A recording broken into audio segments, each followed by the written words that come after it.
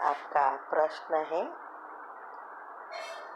मेरा प्रश्न है कि अभी भी 2 महीने से पुरुषार्थ कर रही हूँ कि चाहे कुछ भी हो जाए मुझे डिस्टर्ब नहीं होना है, लेकिन फिर भी छोटी छोटी बातों में मन डिस्टर्ब हो जाता है, फीलिंग आने लग जाती है और मुझे बाप समान बनना है। समय कम है, तो बाप समान बनने के लिए, संपूर्ण स्थिति प्राप्त करने के लिए इस फीलिंग को ख़त्म करना है। बहुत ज़्यादा सहन करते हैं तो परिवार वाले भी मुझे बेवकूफ़, भोले और पागल समझते हैं। चाहे कुछ भी हो जाए, मेरा मन डिस्टर्ब ना हो सेकंड में के लिए भी एक समान स्थिति हो, मैं क्या करूं? उत्तर है, देखो, ये ऐसे ही नहीं हो जाएगा। उसकी विधि से सिद्धि प्राप्त होती है और इसके लिए अभी ही हमने चार अवस्था में कैसे जा सकते हैं योग की अवस्था में, वो टॉपिक ग्रुप में भी भेजा था और यूट्यूब पर भी रखा है। तो तीसरे टॉपिक में सारा समझाया है कि रोज का क्या करना है।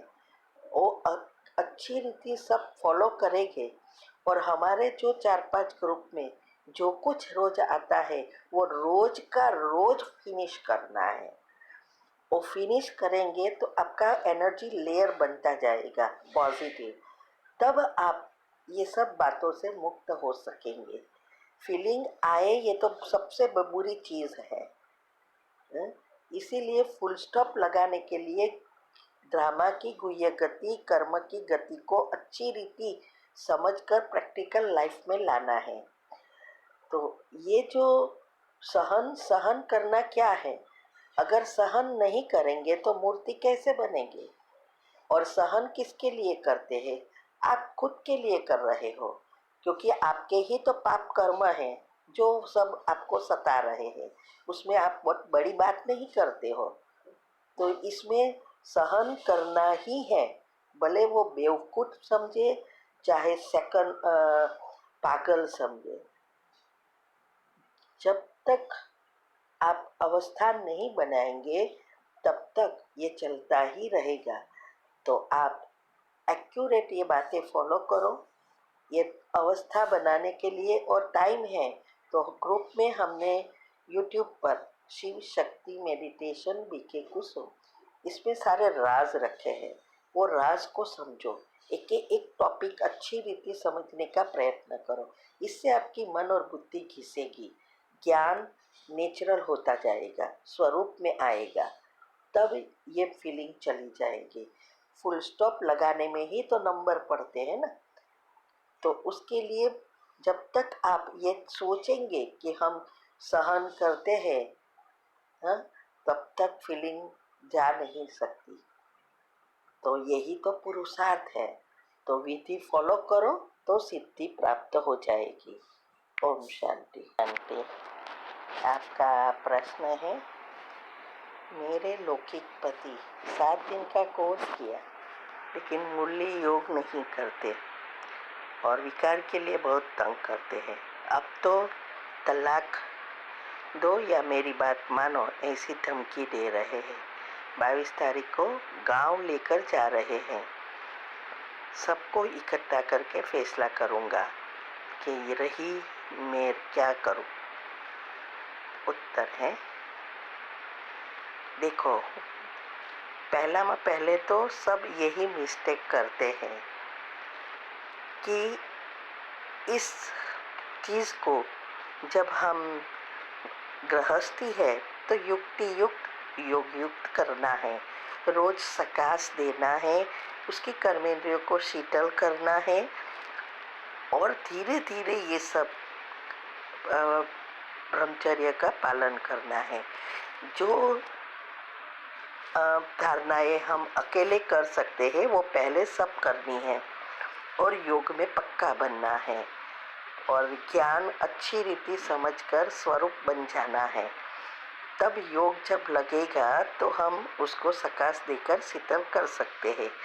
और इसीलिए युक्ति युक्त करना है। बाबा ने कभी नहीं कहा कि गृहस्थ में छोड़कर चले जाओ, लेकिन युक्ति युक्त योग युक्त करना है। इसके लिए हमने यूट्यूब पर भी कई टॉपिक रखे हैं और एक टॉपिक स्पेशल है, और ग्रुप में तीव्र पुरुषार्थ ग्रुप में भी सब ऑडियो आती है कि एक धारणाएं हमने गृहस्थ में रहकर कैसे की। 14 ऑडियो वो भी आ रही है। वो सब बातों को अच्छी रीति सुनो, समझो कि क्या करना है। तो ये पांडेली का क्लास सुनो और युक्ति युक्त करो, ठीक है।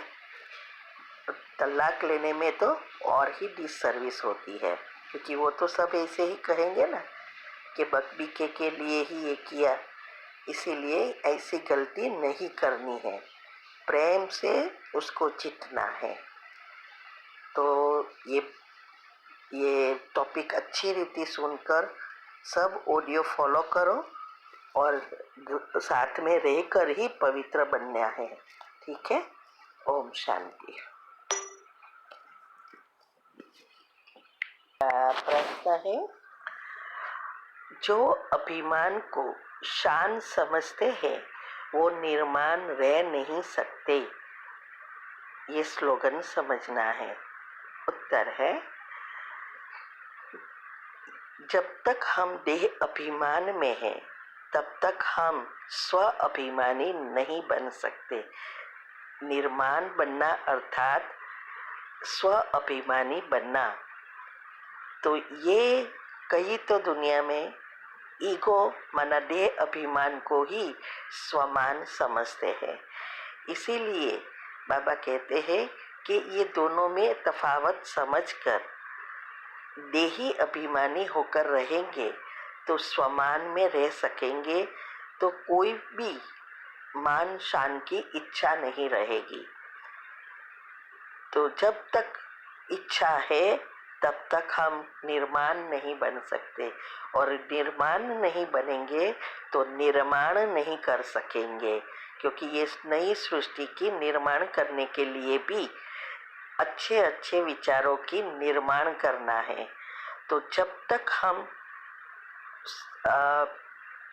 स्वमान में नहीं रहेंगे, पॉजिटिव नहीं बनेंगे, तब तक अच्छे विचार कहाँ से उत्पन्न होंगे। और ये सृष्टि परिवर्तन के लिए ये बहुत आवश्यक है। इसीलिए बाबा कहते हैं कि पहले तो देह अभिमान को त्यागना है, उसकी मान शान की इच्छा नहीं रखनी है, चाहे वो फिर ज्ञान मार्ग में है चाहे लौकिक में है, ठीक है। ओम शांति।